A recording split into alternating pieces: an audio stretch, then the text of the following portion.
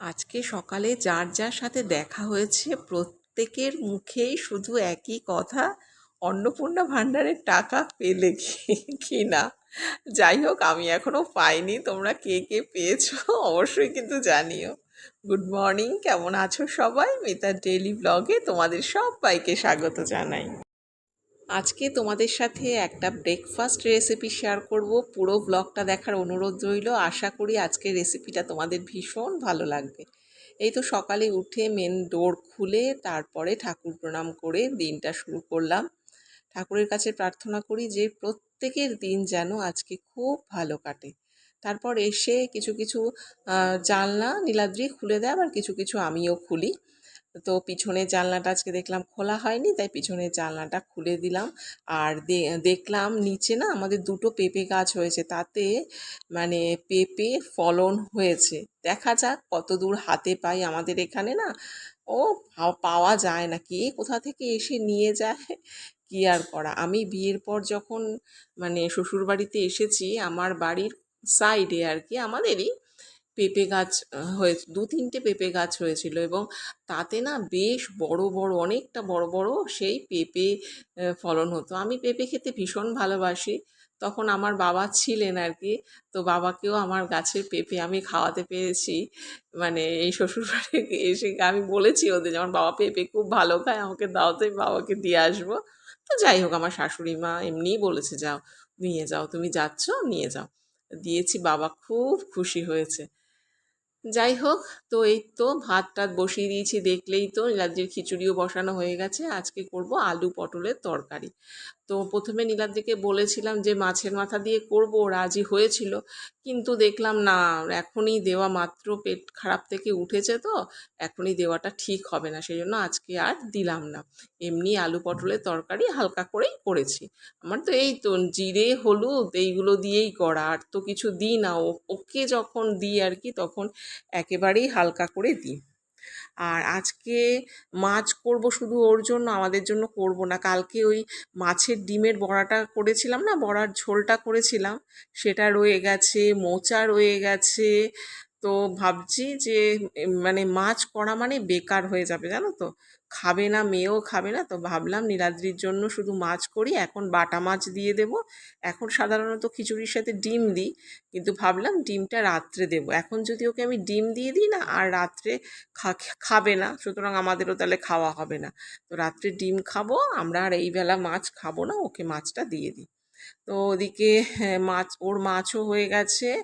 আর পটলের তরকারিটা আমি কি করেছি বলো তো, ইন্ডাকশানে বসিয়ে দিয়েছি। ইন্ডাকশানে প্রথমে বসানো ছিল, প্রথমে তো চা হয়েছে, তারপরে খিচুড়ি হলো, তারপরে ইন্ডাকশানে এটা বসিয়ে দিয়েছিলাম। এই দুটো গ্যাসে পরপর একটার পর একটা করছি। এই এই দেখো, এখন ভাত নামিয়ে এখানে ফাইনালি পটলের তরকারিটা একটু গরম মশলা দিয়ে নামিয়ে দিলাম। বাজে 7:30। একদম ঠিক যখন 7:30 বাজবে, মানে মোটামুটি আমি 7:30টার সময় যদি নীলাদ্রির টিফিনটা প্যাক করি, তাহলে মানে সময় ঠিকঠাক চলছে। আর যদি একটু এদিক ওদিক হয়, তখনই আমার এই সময় না খুব টেনশন হয়ে যায়। কারণ কি বলো তো, ওর ট্রেন ধরার ব্যাপার থাকে, তো সেই জন্য একদম 7:30টায়, যখন 7:30 বাজবে তখনই টিফিনটা প্যাক করি। ওকে ভাত দিলাম, পটলের তরকারি দিলাম, মোচা দিলাম, মাছ দিলাম, অল্প আহ, জাম দিলাম, আর একটা পেয়ারা দিলাম। এই হচ্ছে ওর লাঞ্চ বক্স। ওর খাওয়াও হয়ে গেছে। এবার প্রিপারেশান, মানে ও যাবে যে এই যে রুমাল টুমালগুলোতে পারফিউম দেওয়া, জামায় পারফিউম দেওয়া, এগুলো সমস্ত আর কি যা গুছিয়ে দেওয়ার আমাদের কর্তব্য, সেগুলো একদম গুছিয়ে রাখছি। ও খাওয়া প্রায় শেষ, এখন দাঁত ব্রাশ ট্রাশ করছে, আমি এই ফাঁকে এগুলো গুছিয়ে রেখেছি। আর ওদিকে কিন্তু টিফিন বক্স ভরাও হয়ে গেছে ব্যাগে। তো এই তো একদম রেডি, এবার বেরিয়ে গেছে, এই তো বেরিয়ে পড়ছে। দুগ্গা দুগ্গা করে বেরোক, ট্রেনটা ঠিক মতো পাক, ফাঁকা পাক, এই প্রতিদিনই এই প্রার্থনা করি ঠাকুরের কাছে।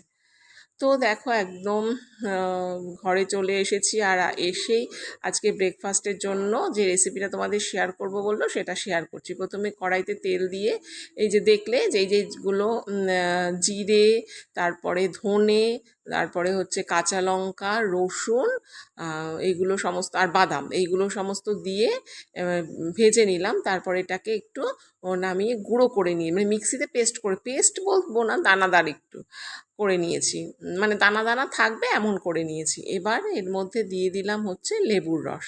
এবার একটুখানি ভালো করে নাড়াচাড়া করে দিলাম, লেবুর রসটা যেন এটার মধ্যে ভালো করে মিশে যায়। এবার আগেই আমি আটা মেখে রেখেছিলাম। এই দেখো, দুটো রুটি করব। মানে রুটির সাইজেই, যেরকম আমরা রুটি করি সেরকম দুটো রুটি করব, তবে একই মাপের যেন হয়, মোটামুটি একই মাপের হয়। এবার যে মশলাটা আমি করেছিলাম সেই মশলাটা এই রুটির ওপর দিয়ে দেব, পুরো চারদিকটায় সুন্দর করে স্প্রেড করে দেব। দিয়ে তারপরে এবার ওই যে রুটিটা আগে বেলে রেখেছিলাম সেটা এটার ওপর দেব এবং হাত দিয়ে চারদিকটা ভালো করে মানে প্রেস করে দিচ্ছি। এবার একটা নাইফের সাহায্যে এটাকে আমি চারটে টুকরো করব। এই দেখো, চারটে টুকরোয় ভাগ করে দিচ্ছি। যখনই আমি এই ভয়েস ওভার দিতে বসবো, আর বলো না, ট্রেনের যা আওয়াজ, আর কি বলবো। যাই হোক, এবার দেখো এই সাইড থেকে এইগুলোকে প্রত্যেকটাকে আলাদা আলাদা করে নিয়ে নিচ্ছি। এবার এটাকে না রোল করে নেব, এরম এইভাবে রোল করে নেব। লাচ্ছা পরোটা যেরকম আমরা করে, মানে একটা লেয়ার লেয়ার তৈরি হয়, এটাতেও তেমনি এক একটা করে লেয়ার তৈরি হবে। তো লাচ্ছা পরোটা ওরকম মশলা থাকে না, মোস্ট প্রবলি আমার মনে পড়ছে যা, একদিন না দুদিন করেছি লাচ্ছা পরোটা, আমি বেশি দিন করিনি, তো ভুলেও গেছি। মানে রোলটা যে এরকম করে, এটা মানে লেয়ারটা যেটা হয় এটা মনে আছে। যাই হোক, আরেকবার দেখতে হবে লাচ্ছা পরোটা কীভাবে করে।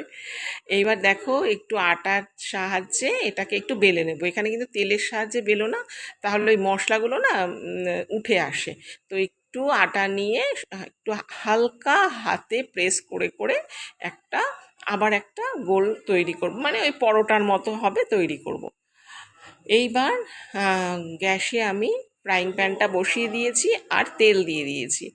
তেল দিয়েছি, দুটো পিঠ ভালো করে ভেজে নেব। আর তোমরা না এটা শুধু ঘিয়ের সাহায্যে, মানে ঘি দিয়েও করতে পারো। তো আমি পুরোটা ঘি দিলাম না, একটু তেলে ফ্রাই করে তারপর ওপর দিয়ে একটু ঘি দিয়ে দু পিঠ এপিট ওপিট করে ভালো করে ভেজে নিলাম। দারুণ হয়েছিল জানো খেতে। আমি টমেটো সস আর তেঁতুলের একটা চাটনি দোকান থেকে কিনে এনেছি, ভীষণ ভালো খেতে। তো ওটার সাথে পরিবেশন করেছি, খেয়েছি, মেয়েকেও দিয়েছি, আমিও খেয়েছি। খুব ভালো লেগেছে খেতে, মানে এর সঙ্গে কিছু দরকারই হয় না, ওই টমেটো সস দিয়েই একদম পারফেক্ট হয়ে যায়। এই দেখো ফাইনাল লুকটা, সবগুলোই ভেজে ফেলেছি। এই দেখো ফাইনাল লুকটা, খুব ভালো হয়েছিল খেতে, চটজলদি হয়ে যায় আর বেশ ভালোও হয় খেতে। যাই হোক, খাওয়া দাওয়া কমপ্লিট করে মেয়ে মেয়ের মতো কাজ করছে, যা ওর পড়াশোনার কাজ সেগুলো করছে, আর আমি এদিকে ঘর দুয়ারটা ভালো করে গুছিয়ে নিই। ঘর দুয়ার সব সময় যদি টিপটপ থাকে তাহলে কিন্তু খুব ভালো লাগে দেখতে, তাই না? আমার ভীষণ ভালো লাগে। তো নিজে ঘুম থেকে উঠেই যদি দেখি চারদিকটা খুব সুন্দর করে সাজানো গোছানো, নিজের মনটাও যেন সে তখন থেকে ভালো হয়ে যায়, তাই না? আর এখানে দেখো বালিশগুলোকে রেখে দিচ্ছি। আর আর কালকে তো একটুখানি বৃষ্টি হয়েছিল, আর আজকে তো একেবারেই হচ্ছে না। সকালে মেঘলা ছিল, যদিও পরের দিকে একটু রোদ উঠেছে। প্রচণ্ডই গরম লাগছে জানো, প্রচণ্ড সত্যিকারে গরম লাগছে। আর তোমার দাদাকে আমি যদি বলিস, আর ভালো লাগছে না, কি গরম, কি বলবে জানো আমাকে, উফ আমার কি ঠান্ডা লাগছে বাবা, মনে হচ্ছে আমি 0 পয়েন্টে আছি, এসব বলবে জানো। ভিডিও দেখতে দেখতে যারা এতদূর পর্যন্ত এসেছো, আশা করব আমার ভিডিওটা তোমাদের কিছুটা হলেও ভালো লেগেছে। যদি ভালো লাগে প্লিজ লাইক করে দিও। আর যারা সাবস্ক্রাইব করোনি তারা প্লিজ একটু সাবস্ক্রাইব করে দিও। আর যারা সাবস্ক্রাইব করেছো তাদের অসংখ্য ধন্যবাদ। আর এখানে বিছানাটা তো পরিষ্কার হয়ে গেছে, এখানে পর্দাগুলো আটকে দিচ্ছি ঠিকঠাক করে। আর আজকে ড্রেসিং টেবিলটা একটু মুছে নেবো, সেদিনকার খুব ভালো করে মুছেছি, আজকে একটু হালকার ওপর মুছবো।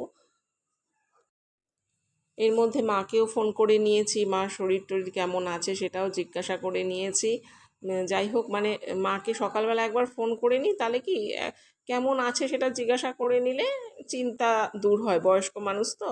আর এখানে ড্রেসিং টেবিলটা ভালো করে মুছে নিচ্ছি, সবগুলো ওপরে ট্রে টেগুলো আর নামিয়ে মুছলাম না, আজকে কাচটা মুছলাম আর নিচটা ভালো করে মুছে নিলাম। আজকে আমার ভয়েস ওভার দিতে ভীষণ ভীষণ কষ্ট হচ্ছে, কারণ কি বলতো, একদিকে নীলাদ্রি অফিসের কথা বলছে, আর একদিকে হচ্ছে তোমার ট্রেন যাচ্ছে। আমি কোন ঘরে যাব? এ ঘর, এই এক ঘরে নীলাদ্রি কথা বলছে, আর এক পিছনের ঘরে গেলে মানে ট্রেনের আওয়াজ। আমি মাঝে বসে তোমাদের দিচ্ছি, কতবার যে চুপ করতে হয়েছে তার নেই ঠিক।